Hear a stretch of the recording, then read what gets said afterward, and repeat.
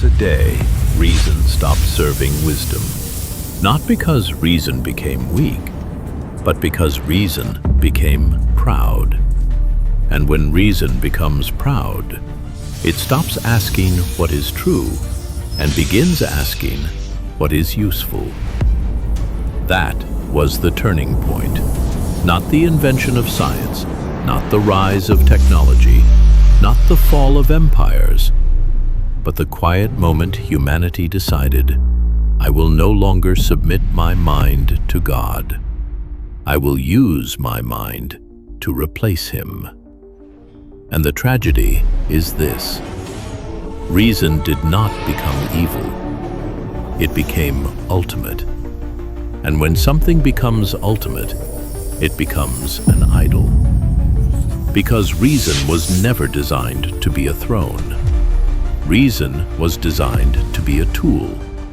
And tools were never meant to rule the builder. But this story did not begin in universities. It began before humanity ever existed. It began in heaven. Because the first rebellion in history was not powered by anger. It was powered by intellect, detached from alignment. Lucifer did not fall because he lacked intelligence. He fell because intelligence stopped bowing. Scripture does not say he shouted. It says, "You said in your heart," meaning the war began silently, in thought, in imagination, in internal reasoning. The day Lucifer fell was the day reason stopped serving truth. And when reason becomes its own authority, it does not become free. It becomes a god. And now that same fall has repeated on earth. Before we go further, hear this clearly. This is not an attack on science. This is not an attack on intelligence. This is not an attack on logic. This is a warning about what happens when thinking loses humility. Because the greatest deception of modern man is not that he stopped believing. It is that he began believing his mind was enough. And here is the question this film is built around. When did reason stop being a servant and become a god? Because when reason becomes God, wisdom dies. And when wisdom dies, a civilization does not collapse immediately. It collapses slowly, from the inside. Not with violence, but with misalignment. Because wisdom is not information. Wisdom is orientation. Wisdom is alignment with reality as God designed it. Reason is powerful, but reason without wisdom is like a ship with no compass. It can move faster than any generation before it and still drift into destruction. Part 1. The Foundation. Reason is not wisdom. Let's begin with something ancient. The Greeks loved reason, but even they knew reason had limits. Socrates, one of the fathers of philosophy, became famous for one statement: "I know that I know nothing." Not because he was unintelligent, but because he understood the first law of wisdom. Humility is the beginning of knowledge. And Scripture said it long before Socrates. The fear of the Lord is the beginning of wisdom. Meaning, wisdom does not begin when you know more. Wisdom begins when you realize you are not the center of reality. Reason is the engine. Wisdom is the steering wheel. And when the steering wheel is removed, the engine does not stop. It accelerates, straight into collapse. Part 2. The first shift. When reason became judge. Here is where the shift began. Reason was created to investigate truth. But modern man made reason the judge of truth. Truth used to be something discovered. Now truth is something approved. Approved by what? Approved by the human mind. And this is where the collapse begins. Because the moment your mind becomes the final authority, God is no longer creator. He becomes defendant. Suddenly, God must prove himself to the creature he created. But that is not reason. That is rebellion disguised as intellect. Because true reasoning begins with a confession. There are realities above me. But pride says, there is nothing above me. This is why reason can be used to build civilization, and also to destroy it. Because reason is neutral. It is the heart that determines its direction. Part 3. How reason becomes an idol. Now listen carefully, because this is the pattern. And this is how you can evaluate yourself. Stage 1. Reason asks questions. This is healthy. This is science. This is curiosity. This is human growth. Stage 2. Reason rejects mystery. Now the mind begins to say, if I cannot measure it, it cannot be real. This is where arrogance begins. Because the universe is filled with things that are real, but invisible. Gravity, time, consciousness, thought, meaning, love. None of these are physical objects, yet all of them shape reality. Stage 3. Reason replaces revelation. Now the mind says, I do not need God to define truth. This is the Eden temptation repeated. Not a rejection of knowledge, but a rejection of submission. Stage 4. Reason becomes worship. Now people no longer use reason. They bow to it. They don't ask, what is true? They ask, what can be proven in a laboratory? And if it cannot be tested, it is dismissed. Stage 5. Reason becomes blind. Because when you worship reason, you become unable to see anything above it. And here is the irony. Reason was meant to reveal reality. But when reason becomes God, it becomes a veil, a prison, because it refuses to admit the possibility of realities beyond itself. This is why the Bible says, professing themselves to be wise, they became fools. Not because they stopped thinking, but because they stopped bowing. Part 4. The historical turning point. The Enlightenment. History gives this shift a name. The Enlightenment. It was not entirely evil. It produced mathematics, scientific breakthroughs, medical progress, political reforms. But something subtle happened. The Enlightenment did not merely challenge corruption in religion. It challenged the idea that revelation was necessary at all. And eventually, it produced a new religion, human autonomy. Man as his own authority.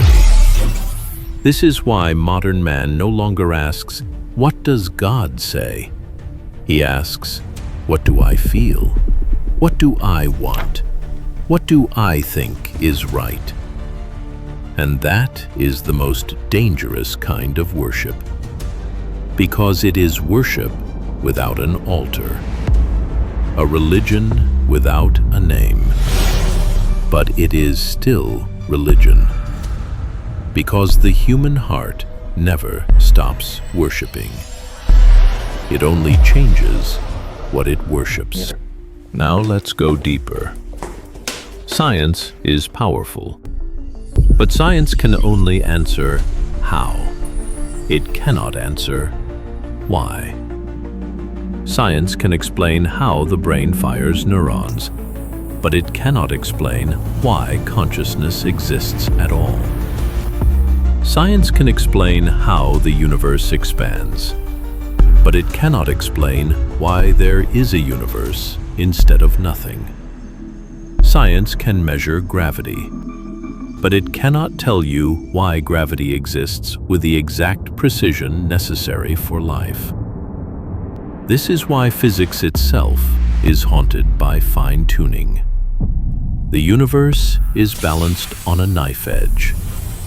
One decimal change in constants and atoms cannot form. No stars, no chemistry, no life. The deeper science goes, the more it begins to whisper, "This looks designed." But modern man refuses that whisper. Because if the universe is designed, then we are not self-made. And if we are not self-made, then we are accountable. And accountability is what pride fears most. Here is what happens next. When reason rejects God, it loses meaning. And meaning cannot be replaced by logic. So civilization begins to drift. This is why the modern age produces a strange contradiction. We have never been more educated, yet we have never been more confused. We have more information than any generation in history, yet depression and anxiety rise. Because knowledge is not the same as purpose, and reason is not the same as wisdom. The philosopher Nietzsche saw it coming. He famously declared, "God is dead." But Nietzsche was not celebrating. He was warning. He understood that if God dies, objective morality dies, meaning dies, truth becomes negotiable. And when truth becomes negotiable, only one thing remains: power. Not truth, power. This is why the modern world no longer debates what is good. It debates what is popular, what is trending, what is politically useful, what is emotionally comforting. And this is the evidence that reason has stopped serving wisdom. Part 6. The Modern Idol. When reason became God. Now we reach the final stage. When reason becomes God, everything sacred becomes suspicious. Faith becomes stupidity. Humility becomes weakness. Purity becomes oppression. Self-control becomes repression. And the human mind becomes the final authority. But here is the devastating irony.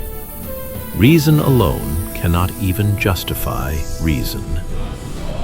Because to trust reason, you must assume the universe is rational. But why should it be? Why should mathematics describe reality? Why should logic work? Why should the mind be reliable? These are not scientific conclusions.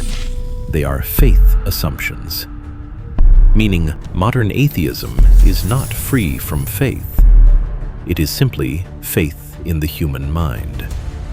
A new religion with a new God. And that God is self. Part 7. The consequence. When reason rules, man becomes mechanical. When reason becomes God, you become a machine. You begin to reduce everything to mechanics. Love becomes chemistry. Beauty becomes biology. Morality becomes social evolution. Humanity becomes accidental. And when humans become accidental, they become disposable. This is why societies that abandon God eventually abandon human value. Because if humans are not created, then humans are not sacred. And if humans are not sacred, then humans can be redesigned, reprogrammed, replaced. And that is where the modern world is heading. Not toward enlightenment, but toward engineered meaning, manufactured truth, algorithmic morality, a world where reason is worshipped until reason is replaced by artificial intelligence. And then humanity will discover too late, reason was never enough. Part 8. The Way Back. Reason must return to its place. But here is the good news. God is not threatened by reason. God invented reason. The Logos, the rational word, is the foundation of reality. The Bible does not oppose thinking.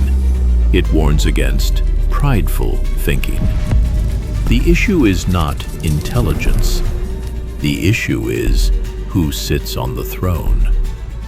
Reason is powerful, but wisdom is higher. Reason can build a bomb. Only wisdom knows whether you should. Reason can design a civilization. Only wisdom can preserve it. Reason can give you speed. Only wisdom gives you direction. And this is why Scripture says, "Trust in the Lord with all your heart, and lean not on your own understanding." Not because understanding is evil, but because understanding is limited. Reason can observe the world. Only wisdom can interpret it correctly.